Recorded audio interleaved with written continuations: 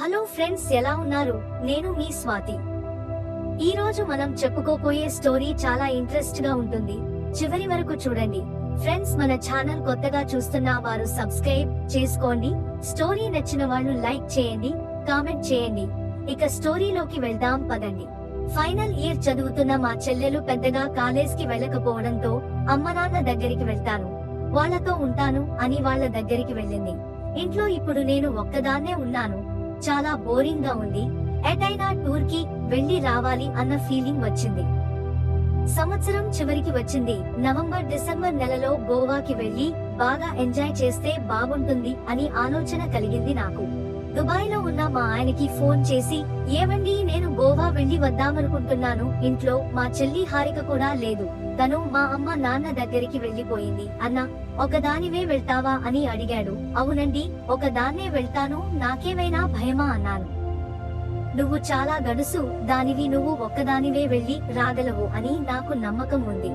ఎందుకంత సడన్ గా ప్రయాణం పెట్టుకున్నావు అని అడిగాడు. ఇంట్లో చాలా బోరింగ్ గా ఉంది, పైగా మీరు కూడా లేరు ఏదో ఒక చిలిపి పని చేయటానికి. మిమ్మల్ని చాలా మిస్ అవుతున్నాను. ఇంకా మీరు చేసే నాటి థింగ్స్ అన్ని బాగా మిస్ అవుతున్నా. మీరు ఉంటే ఏదో ఒకటి చేసి బాగా ఎంటర్టైన్ అయ్యేవాళ్ళం. ఇప్పుడు మీరు అక్కడ దుబాయ్ లో ఉన్నారు, బోర్ కొడుతుంది. అందుకే ఒకదాన్నే వెళ్లి అలా ప్రపంచాన్ని చూసి ఎక్కడైనా మంచిగా ఎంజాయ్ చేస్తా అని చెప్పారు. సరేలేవే, జాగ్రత్తగా వెళ్ళు అన్నాడు. సరేలేండి, డబ్బులు పంపించండి, గోవా టికెట్స్ బుక్ చేసుకుని అక్కడ హోటల్ అవన్నీ కూడా అరేంజ్ చేసుకోవాలి కదా అన్నాను. సరే, పంపిస్తానన్నాడు. వెంటనే మా ఆయన నాకు డబ్బులు పంపించాడు. మరుసటి రోజు రాత్రి 11 గంటలకి ఫ్లైట్ ఉంది గోవాకి. అది బుక్ చేసుకున్న రిటర్న్ ఫ్లైట్ బుక్ చేసుకోలేదు. అలాగే హోటల్స్ కూడా అక్కడికి వెళ్లి వెతుకుదామని వదిలేశాను. సాయంత్రం రెడీ అయ్యాను, ఎయిర్పోర్ట్ కి బయలుదేరాను. ఎయిర్పోర్ట్ కి 9 వరకు వెళ్లిపోయి సెక్యూరిటీ చెక్ అన్ని ఫినిష్ చేసుకుని లగేజ్ కూడా చెకింగ్ లగేజ్ లో పడేసి ఒక హ్యాండ్ బ్యాగ్ తో బోర్డింగ్ గేట్ దగ్గరకెళ్లి కూర్చొని బోర్డింగ్ కోసం వెయిట్ చేస్తున్నాను. ఇంతలో అక్కడికి ఒక అబ్బాయి వచ్చాడు. చూడడానికి 30 ఏళ్ల పైవాడి లాగానే ఉన్నాడు. అందగాడేం కాదు, కానీ స్టైలిష్ గా బట్టలు వేసుకున్నాడు. పర్వాలేదు, బాగానే ఉన్నాడు. వాడు అనుకోకుండా నా పక్కన కొచ్చి కూర్చున్నాడు. నాకు వాడికి మధ్యలో ఒక సీటు గ్యాపే ఉంది. ఆ మధ్యలో సీట్లో నేను నా హ్యాండ్ బ్యాగ్ పెట్టుకున్నాను. వాడు చిరాగ్గా వచ్చి కూర్చొని ఫోన్ తీసి వాళ్ళ ఫ్రెండ్ కి ఫోన్ చేసి ఇలా అంటున్నాడు, బాడీ మసాజ్ కోరుకుంటుందని స్పాలోకి వెళ్ళాను రా. స్పా లోపల ఏంట్రా అంతంత రేట్లు ఉన్నాయి, అరగంటకి 5,000 అంట. మన దగ్గర ఒక 1,500 ఇస్తే గంట చేస్తారు కదరా వీళ్ళు. ఏంట్రా బాబు, అరగంటకు 5,000 అన్నారు. ఇంకా ఏం మాట్లాడకుండా స్పాలో నుండి బయటకు వచ్చేశాను అని అన్నాడు వాళ్ళ ఫ్రెండ్ తో. ఎయిర్పోర్ట్ లో అంతే రేట్లు ఉంటాయిరా స్పా సెంటర్స్ లో అని చెప్పాడు వాళ్ళ ఫ్రెండ్ ఫోన్ లో. నాకు వాళ్ళ ఫ్రెండ్ చెప్పేది కూడా వినిపిస్తుంది. ఎలాగో గోవా వెళ్తున్నావు కదా, అక్కడ వెతుకు, మంచిగానే ఉంటారు, అమ్మాయిలు తక్కువ రేట్ కే చేస్తారు అని చెప్పాడు వాళ్ళ ఫ్రెండ్.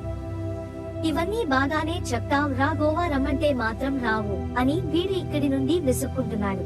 అరే, ఈసారి కుదరలేదురా, నీకెప్పుడు కుదిరిందని లే అని కోపంగా ఫోన్ పెట్టేశాడు. పక్క సీట్ ఖాళీ ఉందని అనుకున్నాడు. ఏమో వాడి బండ లగేజ్ తీసి నా హ్యాండ్ బ్యాగ్ పైన పెట్టబోయాడు. నా హ్యాండ్ బ్యాగ్ నలిగిపోయేది. అలా లగేజ్ పెడుతున్నప్పుడు, ఏవండి, ఒక్క నిమిషం ఆగండి, కింద నా హ్యాండ్ బ్యాగ్ ఉంది, తీస్తాను, తర్వాత పెట్టుకోండి అని ఆపాను. ఓ సారీ మేడం, చూసుకోలేదు, మీరు ఇక్కడ హ్యాండ్ బ్యాగ్ పెట్టిన సంగతి గమనించలేదు అని అన్నాడు. పర్వాలేదు లేని, మీరు చాలా చిరాగ్గా మీ ఫ్రెండ్ తో మాట్లాడటం విన్నాను. ఏదో ఏమరపాటులో పెడుతున్నట్టు ఉన్నారు. నా బ్యాగ్ తీసేస్తాను, మీరు పెట్టుకోండి అని అన్నాను. వాడు వెంటనే, ఈ మధ్య చాలా టూర్స్ తిరిగానండి, ఇప్పుడు గోవా కూడా వెళ్తున్నాను, ఏదో బాడీ మసాజ్ చేసుకుందాం అని సాలోకి వెళ్తే అంత రేట్లు చెబుతున్నారు ఏంటండి బాబు. మామూలుగా అంతే రేట్లు ఉంటాయండి ఎయిర్పోర్ట్ లో, నాకు తెలుసు అని అన్నాను నేను. నీకెలా తెలుసండి అని అడిగాడు. ఇదివరకి నేను కూడా స్పా సెంటర్ లో పనిచేసిన దాన్నే. అలా నాకు స్పా సెంటర్స్ లో రేట్ ఎంతుంటుందో, ఎయిర్పోర్ట్ లో స్పా సెంటర్ లో రేట్ ఎంతుందో తెలుసండి అని చెప్పాను. ఓ అలానా, మీరు ఒక్కరే ఉన్నారా అని అడిగాడు. అవునండి, ఇప్పుడైతే ఒక్కదాన్నే ఉన్నాను, మా హస్బెండ్ దుబాయ్ లో ఉన్నాడు, ఇంట్లో బోర్ కొడుతుందని గోవా ట్రిప్ కి అలా ఒకదాన్ని ప్లాన్ చేశాను అని చెప్పాను. గ్రేట్ అండి, మీలాంటి అమ్మాయిలు ఇంకా ఉన్నారా? ఇంత ధైర్యంగా ఒకరే వెళ్తున్నారంటే చాలా గ్రేట్ మీరు అన్నాడు. థాంక్స్ అండి, మా హస్బెండ్ దుబాయ్ లో ఉండడం వల్ల నేను ఒక్కదాన్నే అలా టూర్స్ కి వెళ్తూ ఉంటాను. అప్పుడప్పుడు ఇంకా మా హస్బెండ్ వచ్చినప్పుడు ఇద్దరం కలిసి టూర్స్ కి వెళ్తూ ఉంటాం అన్నాను. గ్రేట్ అండి అన్నాడు. తర్వాత మీ పేరేంటి అండి అని అడిగాడు. నా పేరు తన్మయ్. మీ పేరు ఏంటండి అని అడిగాను. సుధీర్ అని చెప్పాడు. Nice to meet to Sudheer అని అన్నాను. మీ టూ అని అన్నాడు.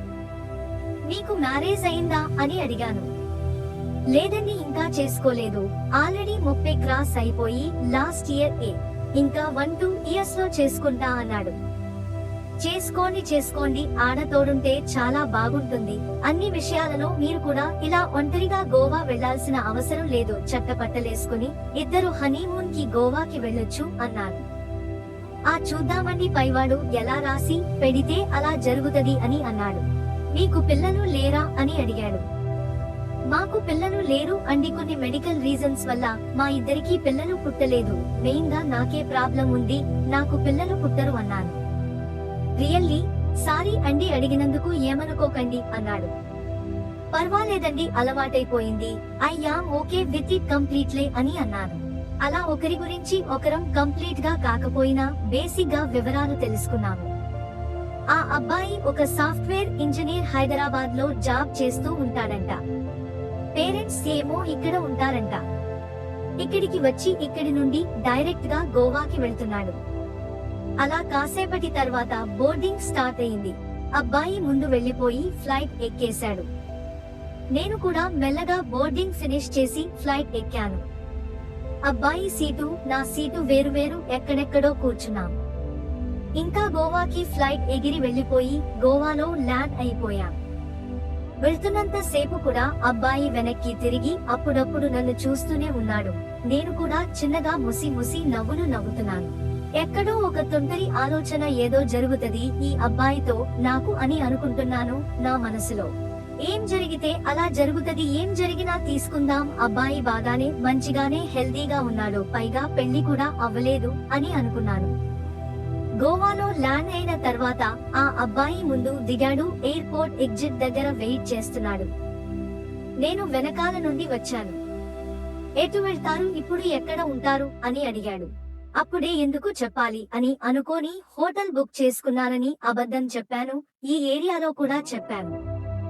ఓ అవునా, నేను కూడా మీ హోటల్ దగ్గరికి రావచ్చా? మీ హోటల్లో నేను కూడా రూమ్ తీసుకుంటాను అని అన్నాడు. రూమ్స్ అన్ని ఫీల్ అయిపోయాయండి ఆ హోటల్లో అని మళ్ళీ అబద్ధం చెప్పాను. ఓ బాడ్ లక్, అట్లీస్ట్ మీ ఫోన్ నెంబర్ అయినా ఇస్తారా అని అడిగాడు. నేను కూడా మనసులో ఇద్దాంలే, ఏం చేస్తాడు చూద్దాం అని నా ఫోన్ నెంబర్ వాడికి ఇచ్చాను. వాడు వెంటనే మిస్ కాల్ ఇచ్చాడు. వాడి నెంబర్ నా మొబైల్లో సేవ్ చేసుకున్న సుధీర్ గోవా అని. వాడు కూడా నా నెంబర్ సేవ్ చేసుకున్నాడు. అక్కడ నుండి ఇద్దరం బాయ్ చెప్పుకుని వెళ్లిపోతున్నాం. ఇంతలో వాడు ఒక్కసారి దగ్గరికి వచ్చి, అప్పట్నుంచి మీకు ఒక మాట చెబుదామనుకుంటున్నాను, చెప్తాను, ఏమనుకోకండి అని అన్నాడు. మిమ్మల్ని చూసినప్పటి నుంచి మాత్రం నా మైండ్ లో లేదండి. ఎంత అందంగా ఉన్నారండి బాబు మీరు అయితే. మీ స్కిన్ టోను, మీ బాడీ ఫిగరు, మీ షేప్స్, మీ డ్రెస్, జీన్స్ టీ-షర్ట్ అసలు మామూలుగా లేదండి. బ్లాక్ టీ షర్ట్ వేసుకుని కింద జీన్స్, అబ్బబ్బ మిమ్మల్ని చూస్తుంటే మతి పోతుందండి బాబు. ఉన్న బట్ట లేక వచ్చి చెప్పేస్తున్నాను. ఇదే ముక్క ఫోన్ లో కూడా చెప్పొచ్చు, కానీ మీకు డైరెక్ట్ గా చెప్తే ఆ ఫీల్ వేరండి. You are looking so beautiful and very touch heart అని పొగిడాడు. థాంక్ యూ సుధీర్ గారు, మీ కాంప్లిమెంట్ నేను యాక్సెప్ట్ చేస్తున్నాను. థాంక్ యూ సో మచ్ అని అన్నాను. మీరు కూడా మంచి హ్యాండ్సమ్ గా ఉన్నారు అని అన్నాను.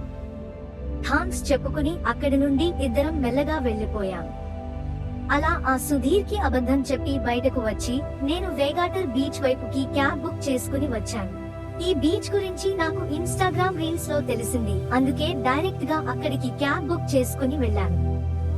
అక్కడికి వెళ్లేసరికి రాత్రి 1:15 అయిపోయింది. సీజన్ అవడం వల్ల ఆ సమయంలో కూడా చాలా రద్దీగా ఉంది గోవా. ఎటు చూసినా ఫారినర్స్ తో నిండిపోయింది గోవా మొత్తం. ఆన్లైన్ లో రూమ్ బుక్ చేసుకోలేదు కదా, ఆ టైంలో ఏ హోటల్లో అయినా రూమ్ దొరుకుతుందో అని హోటల్స్ అన్ని తిరగడం స్టార్ట్ చేశాను. సింగిల్ గా వస్తే రూమ్ ఇవ్వరంట. కొత్తగా అక్కడ గవర్నమెంట్ రూల్ పెట్టిందంట. సింగిల్ గా వచ్చి అప్సెట్ అయ్యి సూసైడ్ గట్రా చేసుకుంటున్నారని సోలోగా వచ్చిన వాళ్ళకి రూమ్స్ ఇవ్వట్లేదు అక్కడ హోటల్స్.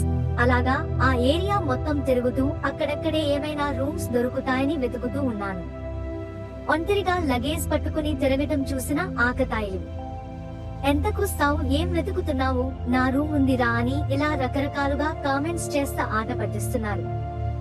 సర్లే, మన సిటీస్ లోనే ఇలాంటివన్నీ కామన్. పైగా ఇది గోవా, ఇక్కడికి అందరూ ఎంజాయ్ చేయడానికి వస్తారు. వాళ్ళు చేసే కామెంట్స్ వల్ల నేనేం హర్ట్ అవ్వలేదు, ఎంజాయ్ చేశాను, లైట్ తీసుకున్నాను. అలా ముందుకు వెళ్లి ఒక దగ్గర నుంచున్నాను. ఒక చిన్న చౌరస్తా లాగా ఉంది. స్ట్రైట్ గా అన్ని ఇల్లులే ఉన్నాయి. లెఫ్ట్ సైడ్ కి దగ్గరలో కొండలాగా హైట్ గా ఉంది. దాని కింద మొత్తం బీచ్ కనబడుతుంది. వెనక్కి వెళ్తే మళ్ళీ వచ్చిన రూటే అంత నడవాలి. అలాగే అక్కడ నుంచుని ఎటు వెళ్లాలా అని ఆలోచిస్తూ ఉన్న సమయంలో ఒక యాక్టివా బండి పైన ఒక అంకుల్ వచ్చాడు. అమ్మాయి, ఇక్కడ ఎందుకు ఉంచున్నావు, ఏం చేస్తున్నావు అని అడిగాడు.